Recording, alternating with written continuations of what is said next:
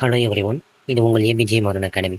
So நம்ம இன்னைக்கு 10th சயின்ஸில் செகண்ட் லெசன் தான் பார்க்க போகிறோம்.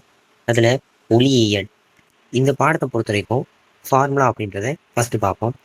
ஃபார்முலாவில் ஃபஸ்ட்டு ஃபார்முலா ஒளியின் திசை வேகம். ஸோ லைட்டோட ஸ்பீடுன்னு பார்க்குறப்ப C equal to V lambda. நம்ம நிறையா பேர் வி அப்படின்னு ஒன்று வெலாசிட்டி அப்படி சொல்லி தான் நினச்சிக்கிட்டு இருக்கோம். பட் இந்த இடத்துல வி அப்படின்றது நமக்கு ஃப்ரீக்வன்சியை குறிக்குது. அதாவது இது ஆக்சுவலாக என்ன ஃபார்முலானா V equal to N lambda இப்படின்ற ஃபார்முலாவை நம்ம லைட்டில் சவுண்ட் பாடத்தில் படிச்சிருப்போம். நல்லா தெரியும், சவுண்ட் பாடத்தில் வி ஈக்குவல் டு என் லேம்டான்ற பார்த்துருப்போம். இதில் வி அப்படின்றது வெலாசிட்டி, என் அப்படின்றது ஃப்ரீக்வன்சி, லேம்டா அப்படின்றது அலைநீளம். அதாவது இது வந்து திசை வேகம், இது அதிர்வெண், இது அலைநீளம். இந்த 3 கான்செப்டை அப்படியே லைட்டில் அப்ளை பண்ணியிருப்பாங்க. விக்கு பதிலாக லைட்டோடைய ஸ்பீடை மென்ஷன் பண்ண சீன்ற வார்த்தை யூஸ் பண்ணுவோம். ஓகேவா? அதே சமயம் இந்த இடத்துல எண்ணுக்கு பதிலாக ஸ்மால் வி, இது ஆக்சுவலாக ஸ்மால் வி லேம்டா. இது உங்களுக்கு அப்படி கேபிட்டல் மாதிரி தெரியலாம், பட் இது வந்து குட்டி ஸ்மால் வி லேம்டா அப்படி சொல்லி வரும். So C equal to V lambda. இது ஒளியோட திசை வேகம். ஸ்னெல் விதி, இது ரொம்ப இம்பார்ட்டண்டான ஒரு விதி. sin i by sin r equal to μ2 by μ1. இந்த இடத்துல மியூ அப்படின்றது என்ன அப்படின்னா ஒளி விலகல் எண். ஒளி விலகல் எண் அப்படின்றது என்னன்னா சி பை வி. அதாவது இதுக்கு வந்து உண்மையான கான்செப்ட் என்னன்னா நம்ம வந்து படிச்சிருப்போம் தியரி பாட்டிலேயே. ஒளி விலகல் எண் அப்படின்றது ஒளியின் திசை வேகத்திற்கும் ஏதேனும் ஒரு ஊடகத்தில் ஒளியின் திசை வேகத்திற்கும் இதில் இருக்கக்கூடிய தகவு தான் நம்ம ஒளி விலகல் எண் மியூ அப்படி சொல்லி சொல்லுவோம். ஸோ அப்போ ஒளி விலகல் எண்ணை 2 விதமாக நான் டிஃபைன் பண்ணலாம். ஒன்று, நான் வந்து அதோட திசை வேகத்தை பொறுத்து சொல்கிறப்ப சி பை வின்னு சொல்லிக்கலாம். இல்லை எனக்கு அதோடைய கோணத்தை பொறுத்து சொல்லணும் அப்படின்னா mu equal to sin i by sin r அப்படின்னு சொல்லிக்கலாம். இது எப்படி சார் வந்துச்சு அப்படின்னா, எனக்கு காற்று ஊடகத்தில் லைட் பாஸ் ஆகும்போது இப்போ μ2 அப்படின்றது ஏதாவது ஒரு ஊடகத்துடைய ஒளிவிலகல் எண் மியூன்னு வச்சுக்கிறேன். ஓகேவா? இதுவே μ1 அப்படின்றத நான் காற்றுடைய ஒளிவிலகல் எண் ஏர்னு வச்சுக்கிறேன். ஏருடைய ஒளிவிலகல் எண் μ1 இஸ் ஆல்வேஸ் 1. அப்போ எனக்கு இந்த μ1 எப்படி மாறுது? இது வந்து 1ஆ கன்வெர்ட் ஆகுது. இந்த μ2 அப்படின்றது வெறும் மியூவா மாறுது. அப்போ mu equal to sin i by sin r. இதுல இருந்து தான் இந்த ஃபார்முலா டிரைவ் ஆயிருக்கு. அப்போ ஒளி விலகல் எண் mu equal to C by V, இது திசை வேகத்தை பொறுத்தது, இது கோணத்தை பொறுத்தது. ஸ்னெல் விதி sin i by sin r equal to μ2 by μ1.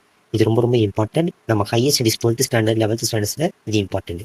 அதுக்கடுத்து ராலே ஒளிச்சித்திரல் விதி எஸ்சி ஸ்டாலே ப்ரொஃபஷனல் 2 1/λ4. விரதம் கிடையாது. சிதறல் அடைகின்ற ஒளியுடைய ஒளிச்செறிவு இன்டென்சிட்டின்னு சொல்லுவோம். அதாவது ஐ, அதாவது செறிவு அப்படின்றப்ப அது எந்த அளவுக்கு பிரகாசமா இருக்கும் அந்த பட்சம் வரும் உங்களுக்கு செறிவு அப்படின்ற கான்செப்ட். இந்த ஹையர் ஸ்டடீஸ்ல நம்ம டீட்டெயில்ஸாக பார்த்தா உங்களுக்கு புரியும் நினைக்கிறேன். 12th ஸ்டாண்டர்ட்ல இதே ஃபார்முலா வச்சு ஒரு 2 மார்க் கொஸ்டின்ஸ் நமக்கு இருக்கு. ஸோ அதனால இது கொஞ்சம் தெளிவாக பார்த்துக்கோங்க. இது வந்து 12th 2 மார்க். ஓகேவா? 12th 2 mark question. S is proportional to 1/λ4. லேம்டான்றது அலைநீளம். ஸோ அலைநீளத்துடைய 4 மணிக்கு நேர்த்தரவில் அமையும். லென்ஸ் சமன்பாடு இது ரொம்ப ரொம்ப இம்பார்ட்டன்ட். உங்களுக்கு 10th-க்கும் ரொம்ப இம்பார்ட்டன்ட், 12th-க்கும் ரொம்ப இம்பார்ட்டன்ட். இதோட தியரியை மட்டும் இங்கே நம்ம பார்ப்போம். பட் இதோட டெரிவேஷன் இது எப்படி வந்துச்சு நம்ம ஃபர்ஸ்ட் லெசன் பார்க்குறப்ப எஃப் ஈக்குவல் டு எம்ஏன்றது எப்படி வந்துச்சுன்னு பார்த்தோம்ல, அதே மாதிரி இது எப்படி இருந்துச்சுன்றதை நம்ம 12th ஸ்டாண்டர்டில் பிரீஃபாக பார்ப்போம். இங்கே எஃப் அப்படின்றது என்னன்னா குவிய தூரம், வி அப்படின்றது என்னன்னா பிம்பத்துடைய தூரம், யூ அப்படின்றது பொருளுடைய தூரம். அதுக்கடுத்து உருப்பெருக்கம் M equal to H dash by H equal to V by U. அதாவது எம்னா உருப்பெருக்கத்தை நான் ஹச் டேஷ் பை ஹச்னு சொல்லலாம், இல்லை M equal to V by யூன்னு சொல்லலாம். இதுவும் ரொம்ப இம்பார்ட்டன்ட். இதுவும் 12th ஸ்டாண்டர்டில் முக்கியமான ஒரு 5 மார்க் கொஸ்டின். இது ரெண்டுமே 12th 5 மார்க் கொஸ்டின் இதோட டெரிவேஷன். ஸோ அதனால இது ரெண்டையும் நீங்கள் வந்து தெளிவாக படிச்சு வச்சுக்கோங்க. இப்போயும் இந்த ஃபார்முலா மனப்பாடம் பண்ணிக்கோங்க. ரொம்ப இம்பார்ட்டன்ட் ஃபார்முலா இது. இப்பயும் வந்து உங்களுக்கு இது 2 கொஸ்டின் கேட்குறாங்க. இதில் ஹச் டேஷ்ன்றது பிம்பத்துடைய உயரம், இது பொருளுடைய உயரம். வி அப்படின்றது பிம்பத்துடைய தூரம், இது பொருளுடைய தூரம். அடுத்து லென்ஸ் உருவாக்குவோம் சமன்பாடு, அதாவது லென்ஸ் மேக்கர் ஈக்குவேஷன் சொல்லுவாங்க. இதுவும் 12th ரொம்ப ரொம்ப இம்பார்ட்டண்டான 5 மார்க் கொஸ்டின் 12th ஸ்டாண்டர்டு.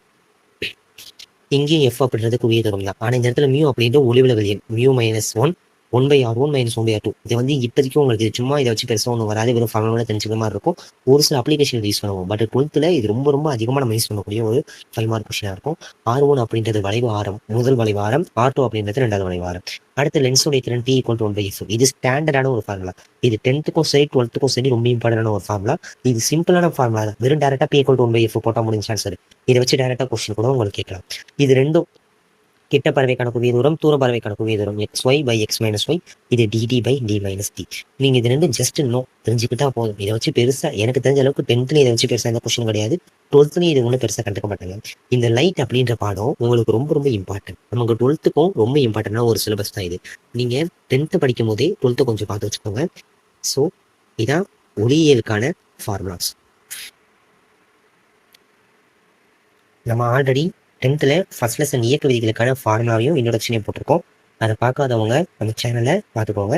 இது போன்ற வீடியோக்களை நீங்கள் பார்க்க சேனலை சப்ஸ்கிரைப் பண்ணிக்கோங்க. மேலும் அந்த பெல் ஐக்கானையும் கிளிக் பண்ணிக்கோங்க. தேங்க்யூ.